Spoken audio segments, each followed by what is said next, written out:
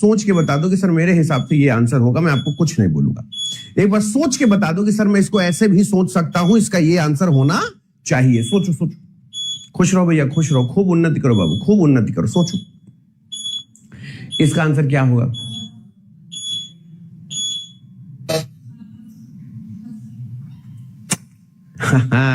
सोचो सोचो सोचो, क्या होगा इसका आंसर, कैसे निकालोगे इसका आंसर। 64, 78, बहुत ही बढ़िया, बहुत ही शानदार, बहुत ही शानदार। और गलत होगा ना तो एक्सेप्ट कर लेना कि सर जल्दी में जल्दबाजी हो गई मेरे साथ, कोई बात नहीं, जिसको जो आंसर दे रहे हैं देने दो। लेकिन ये याद रखना 100% एग्जाम में आएगा जरूर, ये 100% एग्जाम में आएगा। और अगर नहीं हो रहा है तो मुझे बता दो कि सर नहीं हो रहा है। मुझे पता है कि तुम इस बात का इंतजार कर रहे हो कि कितनी जल्दी मैं इसको बता दूं, और मैं इतनी जल्दी बताने वाला नहीं। 64 लोगों का आंसर आने लगा है। वेल डन, बहुत ही शानदार, बहुत ही शानदार, बहुत ही शानदार, बहुत ही शानदार। बस एक चीज याद रखना कि अगर गलत हो जाए तो बिना किसी शर्म के, बिना किसी हया के तुरंत तुम मुझे सॉरी का मैसेज टाइप कर दोगे कि सर ओ हो ऐसा भी होता है क्या। उसने क्या किया, उसने क्या किया, 1 का स्क्वायर किया, ठीक है ना। तो 1 का स्क्वायर 1 होता है, और इस 1 में मल्टीप्लाई बाई 8 किया तो 8 एकम 8 आ गया, जो कि ये है। उसने 5 का स्क्वायर किया, उसने 5 का स्क्वायर किया तो 5 25 हो गया, और 25 का अगर 8 में गुणा करोगे तो 8 5 40, 8 चौक 32, 8 दूनी 16, 4 20, यानी 200 हो गया। यानी आपको 2 का स्क्वायर करना है, 2 दूनी 4, और 4 में 8 का गुणा करेंगे, 8 चौक 32 आ जाएगा। इस गलती को आप क्या नाम देना चाहते हैं मैं नहीं जानता, लेकिन अगर आप ये मानते हैं कि आपने गलत किया तो आपको सॉरी का मैसेज जरूर करना चाहिए कि सर वो मेरा गलत हो गया, वो मैं यहां तक सोच नहीं पाया। एक्सेप्टेड है, बस स्वीकारना ही तो है, और आगे गलती ये नहीं होगी। क्यों हम झूठे प्राउड के चक्कर में रहेंगे, नहीं रीजनिंग मुझे पढ़ने की जरूरत नहीं है, वो मेरा हो जाएगा। ऐसे ही 10 लिए जाओगे, 64 आंसर करके आओगे। एक कोई नंबर से अगर कभी एसएससी जीडी छूटा ना, एक नंबर से, तो ये लगेगा कि सर अगर मैं कहीं नंबर पा सकता था, वो केवल रीजनिंग था बस। तो गलत हुआ तो सॉरी, अगर एक्सेप्ट कर लो कि हाँ सर मेरे से गलती हो गई, सॉरी सर वो जल्दबाजी में गलत हो गया सर, कोई बात नहीं बाबू, कोई बात नहीं, चलो कोई बात नहीं, पहला क्वेश्चन है, कोई बात नहीं। इसका आंसर बताओ। मैंने इसकी बहुत शानदार ट्रिक बताई है आपको।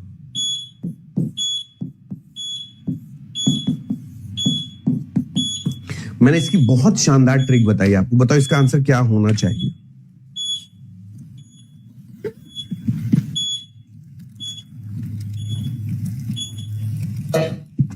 बताओ आंसर क्या होगा। आ गया तो ठीक है, नहीं आया तो कोई बात नहीं। इसका आंसर बताओ क्या होगा। मैंने आपको एक चीज बोली थी, अगर आप लोगों को धुंधली धुंधली याद हो, कि तुमको पूरा नहीं पढ़ना है, पहले बताओ स्टॉप सिग्नल की लाइट का रंग क्या होगा। स्टॉप सिग्नल की लाइट का रंग क्या होगा। लाल, हरा। अब वो कह रहा है स्टॉप सिग्नल की लाइट, स्टॉप किस कलर से होता है, बोले सर लाल कलर से होता है। और लाल को क्या कह रहा है, लाल को हरा कहा जाता है। यानी अगर लाल को हरा कहा जाता है तो अकॉर्डिंग टू क्वेश्चन हरा जो है वो ग्रीन मेरा सही आंसर होगा। ठीक है, क्योंकि गाड़ी जो रुकती है वो लाल से रुकती है, लाल। और मैं आपको एक बता दूं, जब कॉल्ड लिखा होता है यानी कहा जाता है, जब ये लिखा रहता है ना कहा जाता है यानी कॉल्ड लिखा होता है, ठीक है ना, तो वो हमेशा फ्रंट वाला एक्सेप्ट करता है। अगर यहीं पे मीन लिखा होता यानी मतलब तो ये याद रखना पीछे वाला एक्सेप्ट किया जाता, ये याद रखना। ठीक है, आगे चलते हैं।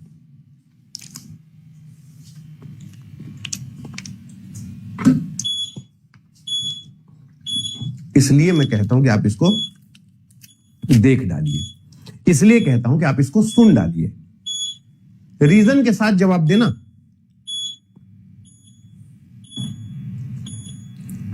रीजन के साथ कि सर मेरे हिसाब से ये होना चाहिए, बताओ। बहुत बढ़िया, बहुत ही बढ़िया। अगर आ गया तो ठीक है, नहीं आया तो कोई बात नहीं। मैं आपसे फिर कहता हूं, सोचो, अच्छे से सोचो, सोचो, अच्छे से सोचो कि सर मेरे हिसाब से ये होना चाहिए। सोचो, गलत होगा तो ठीक है, नहीं हुआ तो छोड़ देना। सोचो सोचो सोचो, आ जाएगा ठीक है, नहीं आया तो बता दो सर मेरे से नहीं हो। अच्छा ये चीज सोचो, एक चीज बताओ, अगर ये मान लो आज नहीं किया, चलो ठीक है, नहीं समझ में आ रहा है मत करो, करोगे कब इसको? कि हम इसको इस दिन करेंगे, कब करोगे बताओ?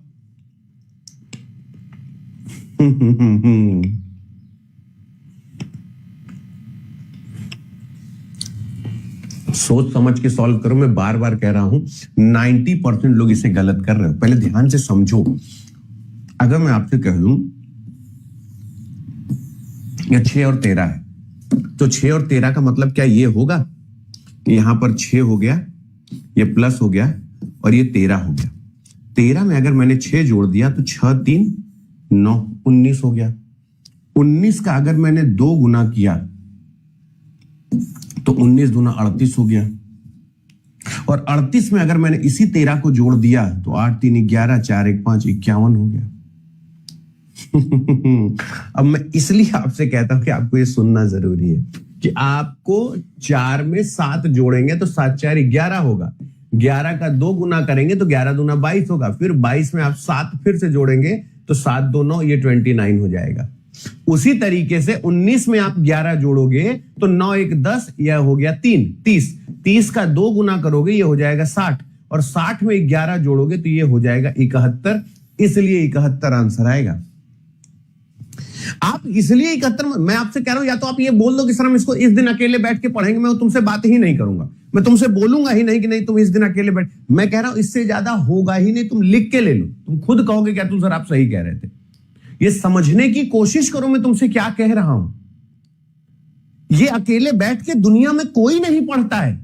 ऐसा नहीं कि तुम पढ़ने में कमजोर हो, इसको हर व्यक्ति चाहता है चलो हंसी मजाक में इसको पढ़ डालते हैं यार, इसमें डायरेक्ट किसी का पढ़ने का मन नहीं करता इसे। लेकिन कम से कम सर इन दोनों, अब देखो आराम से समझो ना, मैंने इन दोनों संख्याओं को जोड़ा, ठीक है, फिर जो आंसर आया उसका 2 गुना किया और फिर इसी 13 को दोबारा ऐड कर दिया है, वो ये कर रहा है, ठीक है ना। इसी 13 को दोबारा ऐड कर रहा है, वो ये कर रहा है। ये 2 स्टेप है, इनको जोड़ोगे उसका 2 गुना करोगे, जो आएगा ये वाली संख्या फिर से जोड़ दोगे, ये आंसर आ गया। तो आप ये कह दो कि सर हम इसको इस दिन अकेले बैठ के पढ़ेंगे, मैं पढ़ाऊंगा ही नहीं। लेकिन ये तुमसे पूछेगा, तुम इससे मुंह नहीं चुरा सकते हो। अब सोचो इसका आंसर क्या होगा कि VWXYZ, एक पंक्ति में उत्तर की ओर मुंह करके बैठे। सोचो इसका आंसर क्या होगा।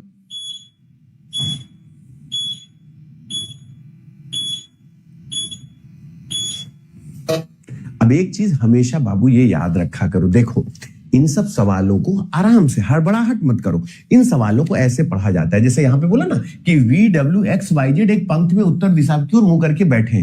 बेटा ये सवाल अगर तुम शुरुआत करोगे ना तो ये याद रखना, ऐसे लाइन से क्वेश्चन शुरुआत किया जाता है, बिना मेहनत के क्वेश्चन सॉल्व हो जाता है। अगर हम ये सोचे सर और क्वेश्चन करा दो, सर और क्वेश्चन करा दो, बस ये बताओ कि दुनिया में क्या जीडी वाले कोई ऐसा सिटिंग अरेंजमेंट बना सकते हैं जो तुम्हारे सामने 20 सेकंड से ज्यादा खड़ा रह पाए? तो जवाब होना चाहिए कतई नहीं।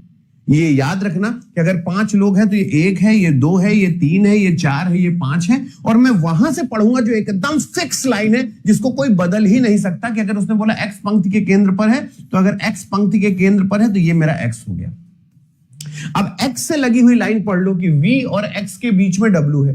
अब v और x के बीच में w है, एक बार v यहां बना दो, v और x के बीच में w है, तो बोले सर ये बना दो और कोई तकलीफ नहीं है, v और x के बीच में w है, एक w ये बना दो और यहां पर x बना v बना दो, v और x के बीच में w है, कोई दिक्कत नहीं। फिर बोल रहा है y z के लेफ्ट में है। अच्छा ये बताओ, अगर मैं आपसे कहूं कि y z के लेफ्ट में है, ठीक है ना, तो y z के लेफ्ट में यहां पर एक x ये वाला बन सकता है ना, ये वाली 2 कंडीशन बन रही है, ठीक है ना।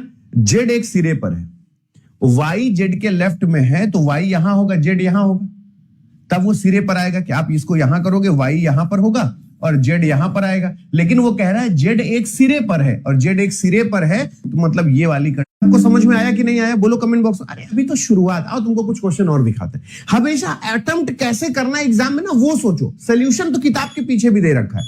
इसमें कितने ट्रायंगल है बताओ, इसमें कितना ट्रायंगल है?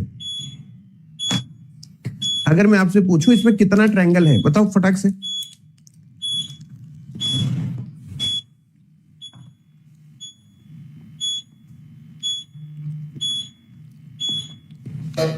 गिन लो, आराम से गिन लो।